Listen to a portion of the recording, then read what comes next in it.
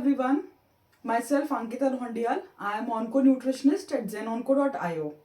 आज हम लोग बात करेंगे कि न्यूट्रिशन क्यों इम्पॉर्टेंट है ड्यूरिंग नोजिया, डिजीनेस और फटीग। सो आप सभी जानते हैं कि कैंसर के ट्रीटमेंट के दौरान हमारे 3 ट्रीटमेंट्स होते हैं जो कि मेजर होते हैं, कीमोथेरेपी, सर्जरी और रेडिएशन थेरेपी।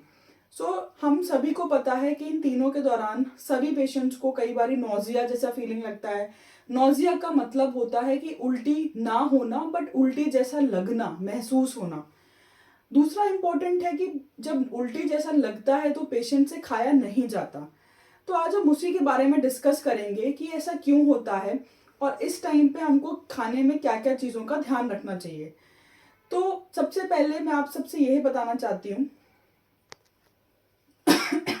तो सबसे पहले आइए जानते हैं कि हमें खाने के लिए क्या क्या चीज़ों का ध्यान रखना चाहिए जब हमें नोजिया, डिजीनेस या ये सब चीज़ें होती हैं। देखा गया है कि ये लगभग सभी लोगों को प्रॉब्लम फेस करनी पड़ती है कि कीमो के दौरान या रेडिएशन के दौरान नोजिया जैसा फील होता है।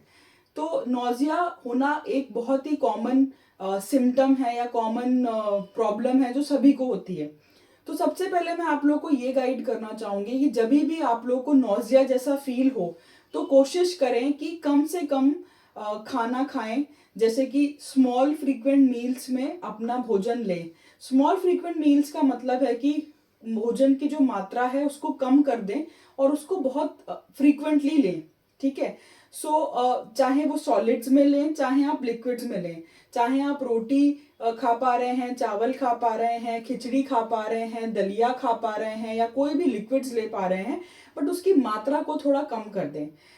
कोशिश करें कि खाना खाना बंद ना करें, क्योंकि अगर आप खाना खाना बंद कर देंगे तो आपकी बॉडी को एनर्जी मिलना बंद हो जाएगी और उसकी वजह से आपको वीकनेस लगने लगेगी, जिसकी वजह से आपको अपनी बॉडी में वीकनेस महसूस होगी और वजन घटना शुरू हो जाएगा। इसीलिए बहुत इंपॉर्टेंट है कि पहले तो आप इस चेंज को एक्सेप्ट करें कि नोजिया होना बहुत ही स्वाभाविक है, जो कि लगभग सभी पेशेंट्स में पाया गया है। जब आप इस चीज़ को एक्सेप्ट कर लेंगे तो इसलिए आप बहुत आसानी से इस प्रॉब्लम से निजात पा सकते हैं, इस सिम्टम से अपने आप को रिकवर करने में हेल्प कर सकते हैं। तो सबसे पहले आप कोशिश करें कि जो भी आप फूड खाएं उसको हर थोड़ी थोड़ी देर में से उसका सेवन करें। दूसरी इंपॉर्टेंट चीज़ है कि आप अपने आप को प्रॉपरली हाइड्रेट करें। प्रॉपरली हाइड्रेट करने का मतलब है कि कोशिश करें कि पूरे दिन भर में आपका जो वाटर का इंटेक है वो 2.5 से 3 लीटर का होना चाहिए। मैंने देखा है कॉमनली पेशेंट्स मुझसे बोलते हैं कि मैम हमको पानी में टेस्ट नहीं आ रहा, पानी नहीं पिया जा रहा। तो उसके लिए भी आप लोग के लिए बहुत ज़रूरी है कि आप पानी में कुछ फ्लेवर ऐड करके, जैसे कुछ कई बार आप उसमें नारियल पानी ले सकते हैं, या तो फिर आप उसमें घर में ही उसमें थोड़ा सा कुछ ऐड करके, जैसे कि फलों को नेचुरली घर पे ही जूस निकाल करके लें ताकि आपकी बॉडी में फ्लूइड्स जाएं, आप प्रॉपरली अपने आप को हाइड्रेट कर पाएं। तो इस तरीके से अगर आप लेते हैं तो आपका पानी का इंटेक पूरे दिन भर में 2.5 से 3 लीटर तक हो जाएगा। बट मैं आपको सजेस्ट करूंगी कि आप अपना पानी ही कोशिश करें सिप सिप करके, या स्ट्रॉ का भी इस्तेमाल करके लिक्विड्स का सेवन कर सकते हैं। तीसरा इंपॉर्टेंट पॉइंट है कि आप नेक्स्ट है कि हमको कोशिश करना चाहिए कि जो फूड्स में ऑयल होता है या जो फूड्स में हाई स्पाइसेस होता है उन फूड से दूर रहें। जैसे कि पूड़ी, पराठा या जो हैवी फूड, जो ऑयल वाले फूड्स होते हैं उनका सेवन ना करें ड्यूरिंग कीमोथेरेपी, या जब आपको नोजिया हो रहा है तो उन कोशिश करें उनको ना लें। जो सॉफ्ट फूड्स हैं या जो इजी टू डाइजेस्ट हैं, जो आपका डाइजेशन सिस्टम इजीली एब्जॉर्ब कर सकता है, कोशिश करें कि उनका सेवन फ्रीक्वेंटली और रेगुलरली आप करें। जैसे कि दलिया, खिचड़ी, उपमा, इस तरीके की चीज़ें आप रेगुलरली लेंगे तो आपके लिए ही बेटर रहेगा।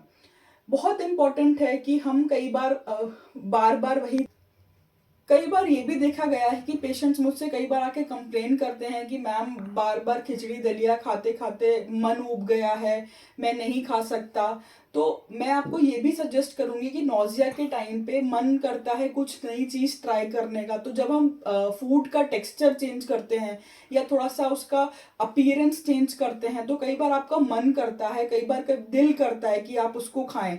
तो कई बार दिल करता है कि कुछ नई चीज़ ट्राई करें, तो मैं आपको सजेस्ट करूंगी कि कई बार आप चेंज करें वो सब रेसिपीज जिसमें कि आपका दिल करे कि आप दलिया या खिचड़ी ना भी खाना चाहें। तो जैसे बेसन का चीला हो गया, सूजी का उपमा हो गया, उसमें काफ़ी सारी वेजिटेबल्स ऐड करके इस तरीके की रेसिपीज भी आप चेंज कर सकते हैं और उनको अपनी डाइट में इंक्लूड कर सकते हैं, जो कि आपको एक नयापन देंगे और आपका खाने का भी दिल करेगा। तो ये बहुत ही ज़रूरी है कि आप इस नौजिया के सिम्टम से बाहर आएं, इसको समझें और अपनी डाइट का बहुत ज़्यादा ध्यान दें। क्योंकि अगर आपने इस दौरान खाने में कमी करी या खाना खाना बंद किया इस डर से कि आपको उल्टी हो जाएगी, तो ये बहुत ज़्यादा आपको आगे जा कर के वीकनेस, वेट लॉस, इन सब चीज़ों के आगे ले जा सकती है। तो इसीलिए मैं आप सबको ये समझाना या बताना चाहती हूँ कि ये बहुत ज़रूरी है कि आप नौजिया, वॉमिटिंग, ये सब एक कॉमन सिम्टम है, इसके दौरान ज़रूर अपनी डाइट का ध्यान रखें। जो पॉइंट्स हमने आज डिस्कस करे हैं, आइए आज उनको दोहरा लेते हैं। पहला, खाने को तोड़ तोड़ करके स्मॉल फ्रीक्वेंट मील्स में खाएं। दूसरा, पानी का इंटेक अच्छा रखें।